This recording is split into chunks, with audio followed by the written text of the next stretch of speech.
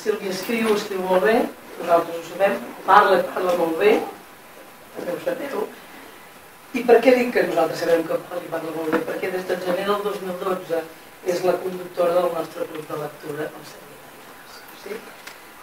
Per tant, el 2012 entra, la coneixem i comencem a conèixer moltes coses i una persona que és una enamorada de la lletra i aquí vivim moltes coses i li passen històries pel cap fins que un dia se'ns llença, per no repetir la història que sobre la seu.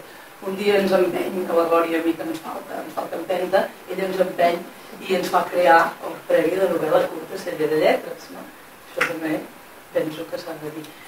Que el premi, tot comença a gestar-se potser cap a finals del 2013, potser ja érem el 2014, i el premi veu la llum el 2015.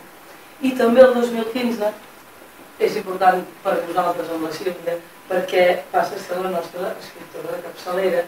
I avui és important perquè tenia el títol, ara vaig a fer unes setmanes, ara uns textos, s'ha deixat els patins, però... Sí, veieu, era l'escriptora de capçalera, però avui estrenem el racó, no serà aquí, després probablement sigui allà i a la biblioteca nova al Centre Cultural, no sabem quin lloc tindrà. Veieu, els llibres de la Sílvia que tenim aquí passen a tenir el distintiu d'escriptora de capçalera.